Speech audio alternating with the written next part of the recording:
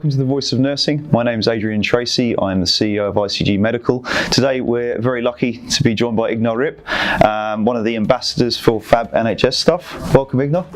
I'm glad to be here, Adrian. Really good. Ignar, tell us a little bit about yourself. I'm not a nurse, I'm not a music therapist. I've cared for my mother for more than 10 years with Alzheimer's together with my father. And during that care, we have integrated the favorite music of my mother into the daily care. And I thought, maybe very naive, that every hospital, care home or at home, people were making use of the power of music. But well, then we get interviewed for a book about Alzheimer's, and the writer makes it very clear to me that there are really no hospitals and care homes who really integrate the personalized music of the patient. So, well, that really makes a big impact on me. Mm-hmm. Because I wanted then, and I wanted now, and I wanted in the future, that every nurse and every caregiver could have the benefits that me and my father had by the care of my mother. That's really, I found that very important because I know how hard they work. And I wanted that every person with dementia can find joy, happiness, and a real shelter by his own favorite music. And how did you come across that music was such an influence on your mother or helped your mother? Well, they ask me that often, and really, I cannot say where it started. It was going in the process initiatively, but I know one thing. I look at my mother, and I saw what's happening. So. There's one of the important thing about the Academy of Fabulous Stuff. You know, Roy Lilly says it over and over. Start with the patient and work backwards. Start with the patient and work backwards. And it really works. That's the most important thing. Because at that moment, I could see that the music makes such an impact on my mother. And the second was that I know that just a little song, a few lines, could make my mother happy. The care actions run much better. So at that moment, I realize and know that the little things are the big things.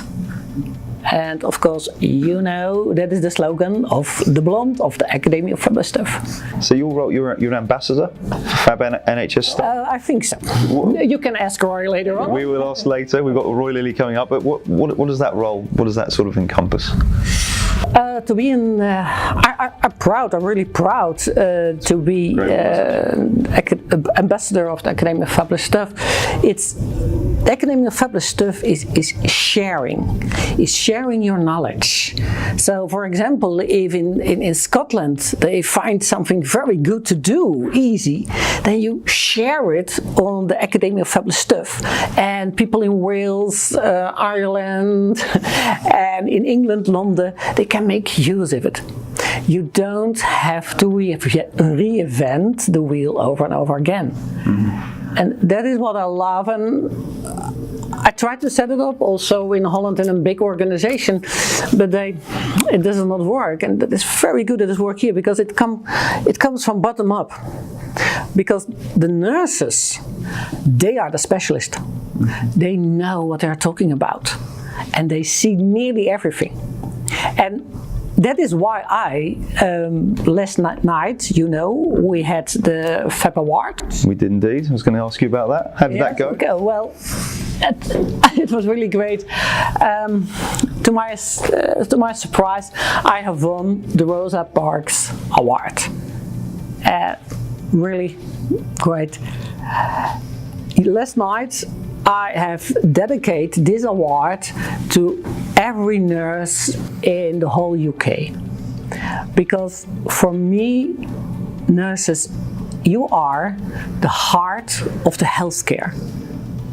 you work day in and day out very hard for patients and for people who cannot look after themselves. So it's really great.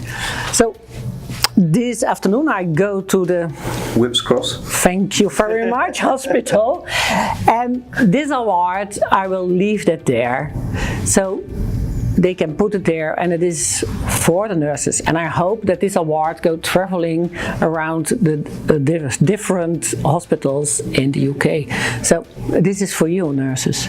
You work so good. We all agree with that. Yeah, you're really great, and I'm really thankful that I can help. I have given some presentations now here in Liverpool, Grantham, and in the neighborhood of Dover. How you can make use of the power of music in a hospital. So tell us a little bit about how, I know you perform workshops. Maybe give us a bit of an overview about how these workshops work for nurses or even the patients. Well, I start first. Why does my music have so big impact on us? When you know that, I show you on what all kind of disease or disabilities you can make use of the power of music. And the most important thing is that it costs no money. It costs no money, and you only have to know it, to do it, and to share your knowledge. So therefore it is important that the doctors, the nursing, know about the power of music, how they can use it. And that is what I tell them. Mm-hmm. So how does a workshop, what does it look like in a day? Is it a day workshop or is it an hour? The workshop I have done now, I do it out 2 hours. Okay. Of course I can fill all day. Yeah. The most best part for me is to have 2 workshops with 1 week between them, because I give people then homework. And homework is that they make a playlist of the music they have heard between their 50 and 25 years. Okay. Because that music is so deeply rooted in your brain that even dementia cannot destroy those memories. So no, nobody knows why. This is research and science, everything. Okay, and you can easily do it yourself. Think about the song you have heard between your 50 and 25 years, and immediately memory is coming up. Yeah. So strongly that you really be there.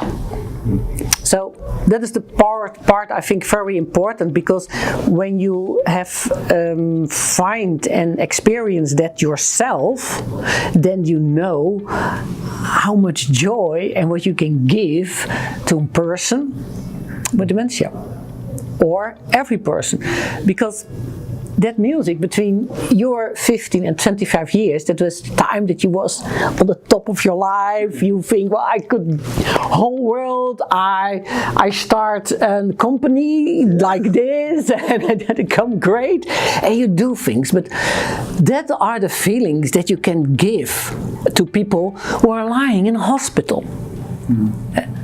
And the most part of it, when you listen to your personal favorite music, your brain makes endorphin. Okay, yeah, of course. And you know that makes us feel good. Yeah. Like chocolate, sex. And that you have a whole hospital full of people who are not feeling that great and that well. And you can give them very easily a little bit of happiness. And you mentioned that you're doing this not just with dementia patients, but Parkinson's, people with strokes. There's different elements. As you say, it's that happiness. It's the happiness, yes.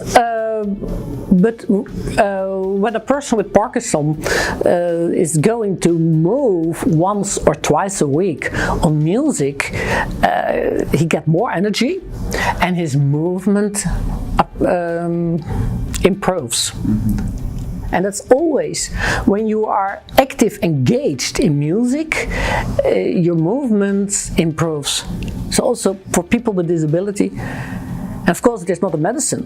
It does not cure Parkinson. No. I wish. but it doesn't. But for example, a man was saying to me, once I felt every day, and now I felt once a week.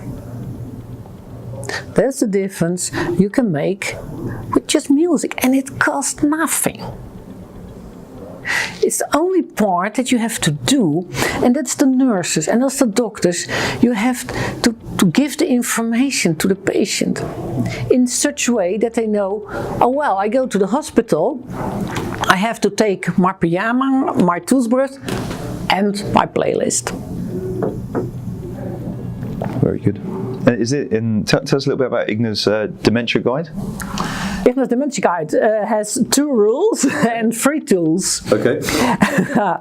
Rule 1, the patient is your care guide, or the person with dementia. And that comes very close to start with the patient and work backwards. Thus the patient is your care guide, always. That's the only way. Rule 2 is everything you do for a person with dementia is coming back to you. If you take your time, if you be friendly, if you take just that time, just maybe to sing one song, it comes back to you, because all care actions go easier. You don't have aggression. So the care action goes better, but also your work goes better. And I think that the music is maybe more important for the nursing than for the patient.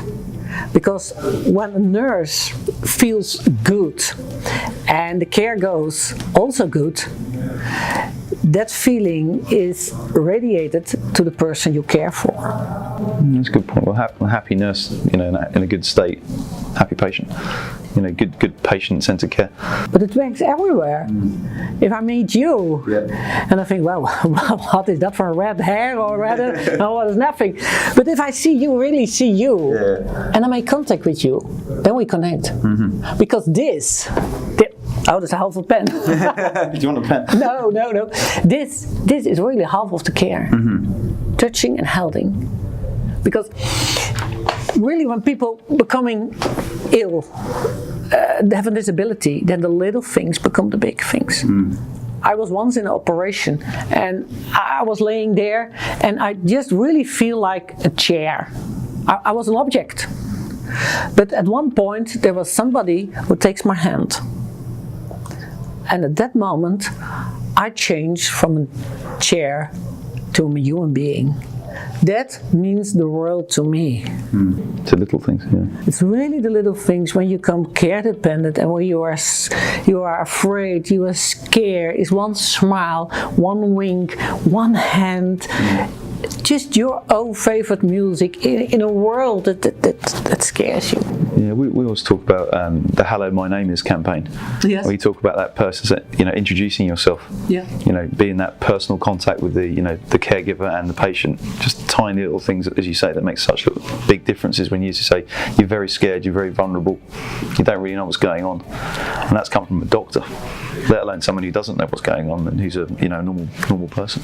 I think it is so basic that we forget it, and especially with dementia, because with dementia, how thicker the fog of the dementia becomes, how higher the empathy feelings becoming.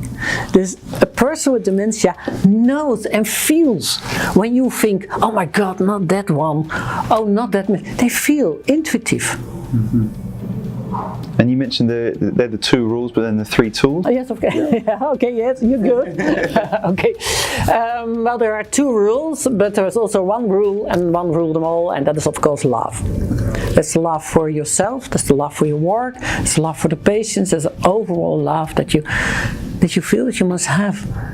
The 3 tools are, 1 is you yourself. You yourself are the biggest care tool there is. Really it is. Rule 2 is music, and rule 3 is the surrounding. And the surrounding is very important for us. We feel home there. especially for people with dementia, when they does not recognize their own surrounding anymore, you become restless. You want to go there where you think that your home is. So it's normal that a person with dementia say, I go away, I want to go away. It's our job to create a surrounding where the person has handholds or her feeling, yes, this is my home. And we can do that. And obviously you have a slight accent from the Netherlands, so it'd probably be good to maybe touch upon, you're obviously seeing the NHS and seeing a lot of stuff we do in England. It'd be lovely to maybe, any observations you have about the difference in healthcare in the Netherlands and the difference in healthcare in the UK? And also the role of a nurse in the Netherlands. Well, I think there is not much difference, because care is care, and a person with dementia in Holland is the same as here in England, and I have seen how hard every nurse is working, and maybe much better than me how important a nurse is and how much they are dedicated to the job. So I have really big respect for every nurse. And that is also why people say, Ignar, do you come back? Or in Liverpool they already say, we have done things you have told us, it really works, and we want you to come back.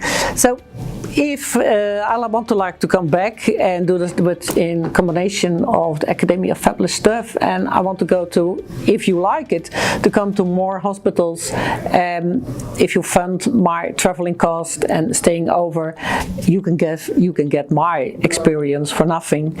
Yeah, it's very gracious of you to do that. Well, it has been my passion, and it is my heart, and you really make me here feel so good and so at home. Well, that's what we like to do. You see the role of in society at the moment. How do you sort of see the role of the nurse changing as the future goes? For me, I have the feeling that in healthcare, there is too much what not belong in healthcare. Too much things things of welfare, happiness. The essence of healthcare is when you feel sick, that will make you better. But healthcare is not in charge of how you feel, of how you must do that. So I think that especially in Holland, I don't know exactly if it is also in England, but healthcare has making, we know how you must do, and we know what you must do to feel good and feel happy. And that is also what I say, for example, in Liverpool. If you want to bring music into a hospital, please connect with local music schools or ballet schools. Look outside the healthcare and bring the normal life into the healthcare that you use there. Not everything. There's too much healthcare, I think. Mm-hmm. You talk, and I know one of the things we talk about is person-centered care, and actually person-centered dementia care. It'd be good maybe to hear a workshop or a story that you've worked on that in regards to. I know you mentioned your mother, obviously, but if there's any stories you might have behind that. One particularly is something I have experienced myself, and have made a very deep impact on me. Once I was in Holland in a care home, and they let me see the care home. And we were in a surrounding where people with dementia can walk around. And the manager told me, do not look to that person. It was a woman was walking. Don't look her in the eyes. Okay. And then the manager gets called away, and I was standing there. And the woman was walking around, and she was standing still before me. And she was looking me into the eyes. And I was looking her in the eyes. And she says, I miss my father. I say, did you feel good with him? Yes. So I start walking, and she was starting walking with me, and we did 1 or 2 rounds, and then she stops. She was looking at to me again, and she said, "It's difficult." And I say, "Yes, I know." She had tears, and I had also tears, and I give her a big hug. Seeing and meeting a person, and sometimes don't listen what other people thinking. Don't follow your heart. Since you're very high on the emotional scale, when you're talking about dementia patients suffering, but they've still got that intuitive emotional, IQ, if you like, and you actually, that music seems to touch them, if anything else. The person with dementia is always there. Always. It becomes harder and harder to find that person or to become in contact with the person, and that's our job. And one of the most powerful tools that is really see that person, reach out for the person, really this feel person. And when I hold you, it's really touch. And with music it's very powerful, but all things that you can think about somebody's past, a picture of his home, then what he loves to do. Imagine I put you now, magical like Harry Potter does, I will put you in the underground of Moscow. Right. You cannot read the signs. You cannot ask the directions because you don't speak the language. It's huge, I know, much huger than here in London. So you are totally lost. Keep that in mind for a person with dementia. Totally lost in a world. So, and that is normal, that maybe then you become agitated, desperate, and that you, I don't know. Scared, really scared. So at the moment that you find somebody in Moscow who's talking your language and say, "Come on, Adrian, I'll help you, I will bring you to the right line," you are so happy. It's an interesting way to think about it. And I know something you talked about, what you said before, is you have your music box. There's a slide I think you can show us about your music box. I don't. Well, very important is I talk a lot about music. Yeah. But you have to use the right music. How do you find the right music? Well, the first thing to find easy right music is between your 15 and 25 years. So if you know the birth date of a person, you can easily think, okay, this is this years, and you go to look what kind of music was popular in those years. And if you one or two songs, then most of the time more songs are coming up. Right. Okay. So that is one. The second is you can make use of the music discovery list, and here you find someone's personal favorite music. And there's a difference. Because where were you when you were 50, 25? Well, London, Amsterdam. Okay, you was also in Amsterdam? Yeah. Okay, so you have maybe heard Dutch music there? I have heard some Dutch music, yeah. Well, that would be interesting because... I couldn't sing it, I don't think, but I've definitely heard some. Okay, yeah, you have heard in those periods. Okay. So it is so deeply rooted in your brain. Somewhere, yeah. Yes, it is, unconsciously. So, I never hope. But imagine you get Alzheimer's later on, and they play that Dutch song. It will bring you back in the time you were in Amsterdam. Well, and nobody knows then how that is possible. Yeah. But that is very powerful and easy to do.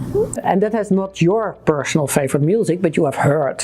Okay, so there's two, the time and then there's the choice. Yeah. Yes, this is easy to do and that can everybody do. The second, you have the music discovery list, and there you find the personal favorite music, the music you love. You find that. So in every song you find, you throw in the music box.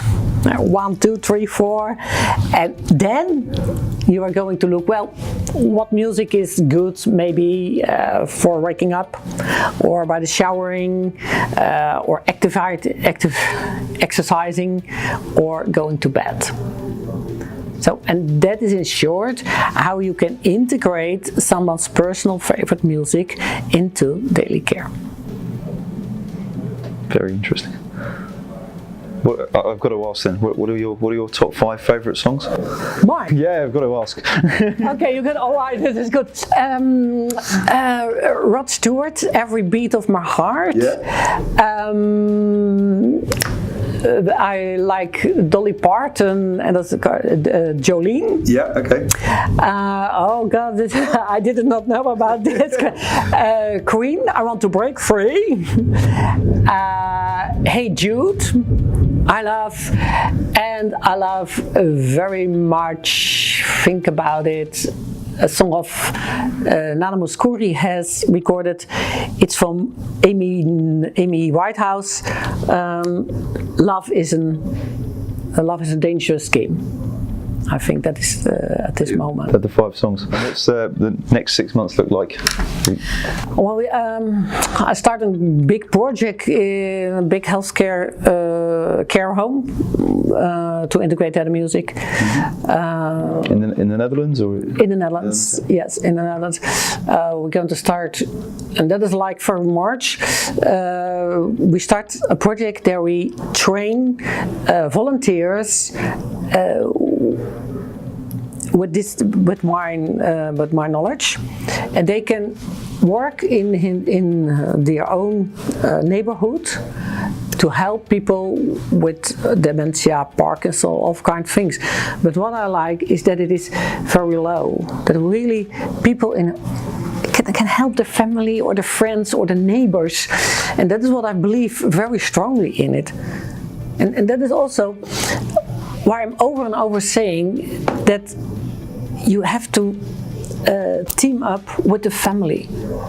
When a person with Parkinson, dementia, or someone with a disability is coming into a hospital, you have to team up with the family because they can help you. I always say dementia care, you cannot do it alone. You really need the family. It's too much, and please ask them.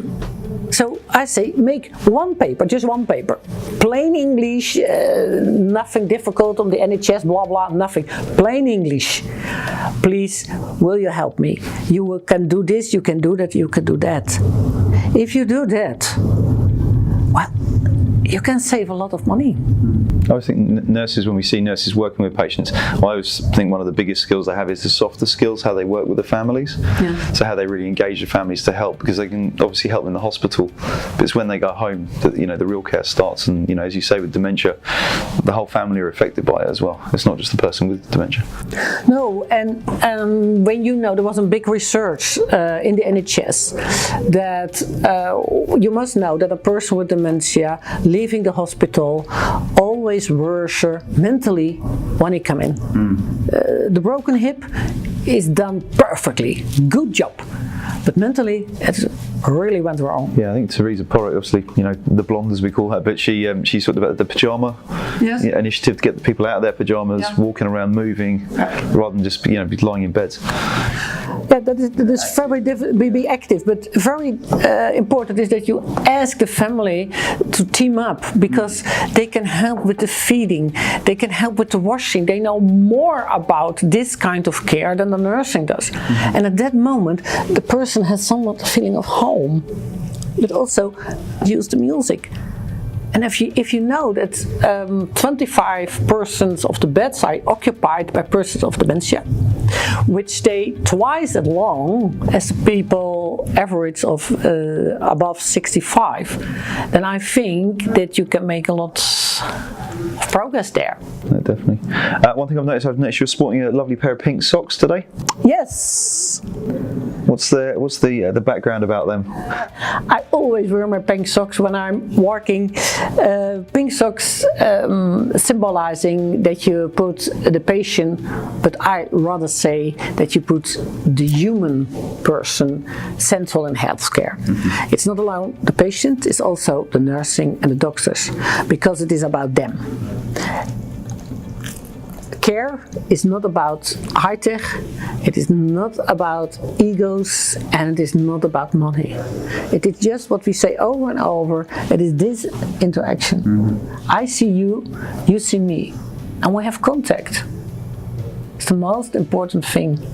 And for me it is so logical because it's all in your own life. You do that. Yeah, I suppose when you think about it, it's very simple, but it makes a big difference. Yes. Yes, it's really amazed me what people are saying when they have got a presentation of me or workshop, whatever. They say, Ignar, you give me a whole kind of new ideas. You give me reasons more for my work. You make me so happy. And then I think, well, I don't do that. It's just the thinking. I think that's one of the best things about the Fab NHS stuff. You're sharing those ideas. You know, the things you talk about the music. You know, it's just great to share the ideas, and you know that's fundamentally just going to help all the patients and help our nurses. Yeah. And you can do it yourself. Yeah, exactly. It's not the complicated technology solutions. It's just the little things about feeling. Yeah, but also seeing, because last night I meet the chief nurse, you called it here in England, the chief nurse, the director of the NHS. I don't know who it is, but of course. But also I meet nurses, I meet everyone, I meet somebody of the security. I meet a person, I don't care what kind of job you have. I really don't. And I'm not impressed. But because maybe I can learn more from the toilet lady than from the director and the professor. And that's that old saying: you're raised to treat the janitor the same as the CEO. Level of respect, very good. Absolutely. I don't know if you know Jack and Draka. I don't know. Okay. Well, Jack and Draka is Jack and Draka has at 50 years old, he had made a big breakthrough in the cancer research. Really big. He's really famous now. But that is the point. He wrote to 250 laboratories to ask, may I do my test? And everybody was, that cannot be 40, 50 years, 600, go away. There was one professor who wrote a big letter saying that his theory was wrong, but it is right. So my point is that you must listen and see in person. Everybody comes up with a very good idea. And that is why I really like, again, I'm very grateful that I have the Rosa Parks Award. Because I don't know if you know, Rosa Parks did speak up. She say, this is my place in the bus. She speaks up, and that is what I think that nurses, please speak up. Give out your voice and share your good ideas, because you have great ideas. I agree. Is there any other message you'd like to give our nurses before we finish? You do all great, and I really love you. Thank you so much. Ignar, thank you so much for your time today. We really, really appreciate it. Thank you to the Voice of Nursing. Thank you for joining us today. Thank you to all our nurses, carers, healthcare assistants and doctors for looking after us all. We'll catch up with you soon.